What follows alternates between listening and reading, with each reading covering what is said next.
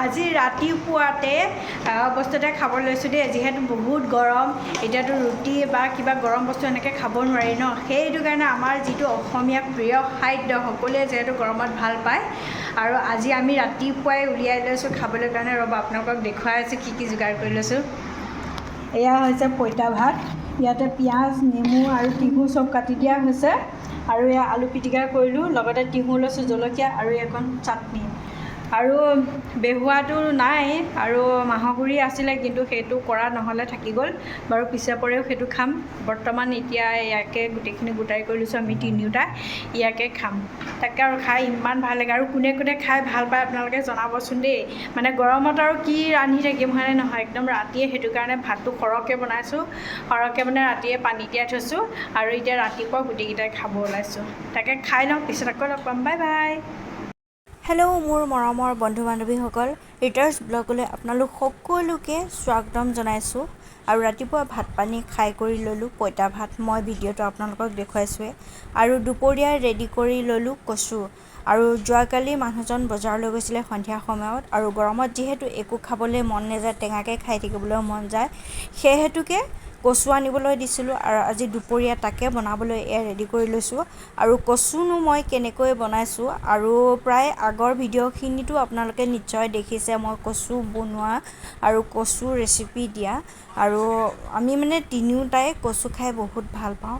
সেই হেতুকে মানে মানুহজনক কচু আনিব দিছিলোঁ বজাৰৰ পৰা যিহেতু গৰম বহুতেই পৰিছে বেলেগ একো খাবলৈ মন নাযায় অকল টেঙা খাবলৈ মন যায় সেইকাৰণে কচুকে আজি ৰান্ধিছোঁ ব'লক ভিডিঅ'টো আপোনালোকে চাই থাকিব আৰু ভাল পালে লাইক কমেণ্ট শ্বেয়াৰ ছাবস্ক্ৰাইব কৰি দিব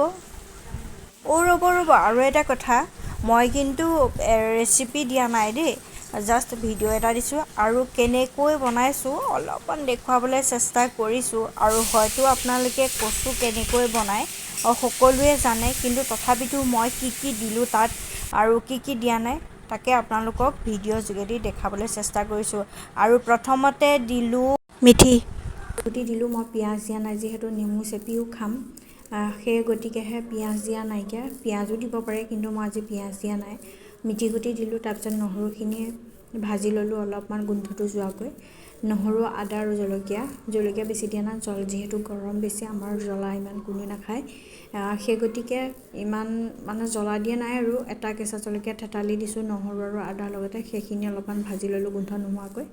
তাৰপিছতে বিলাহীখিনি দিলোঁ বিলাহীও ভাজি আছোঁ বিলাহীৰ লগতে অলপমান মানে বিলাহীখিনি যেতিয়া মেচ হৈ গৈছে তেতিয়া তাতে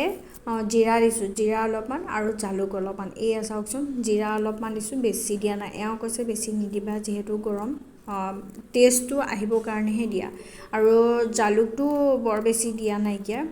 টেষ্টৰ কাৰণেহে দিছোঁ জালুক আৰু জিৰা তাৰ বাহিৰে একো দিয়া নাই আদা নহৰু জলকীয়া পেষ্ট আৰু খুন্দি লৈছোঁ খুন্দনা তাৰপিছত জিৰা আৰু জালুক অলপমান দিছোঁ নিমখ আৰু হালধি বিলাহী এইখিনিয়ে দিছোঁ আৰু সঁচাকৈ ক'ব গ'লে খাই পেলাইহে যিহেতু ভিডিঅ'টো দিছোঁ সঁচাকৈ ক'ব গ'লে ইমানেই সোৱাদ হৈছে তাতে খাওঁতেহে নেমু চেপি লৈছোঁ নেমু অলপমান চেপি লৈছোঁ সঁচাকৈ খাবলৈ ইমানেই সোৱাদ হৈছে মানে আপোনালোকক কি ক'ম আৰু সেইখিনি ভিডিঅ' কৰা নহ'লে আৰু সকলো সময়তে ভিডিঅ' কৰি থাকিবলৈ মনতো নপৰে সেই গতিকে ভিডিঅ' কৰা নহ'লে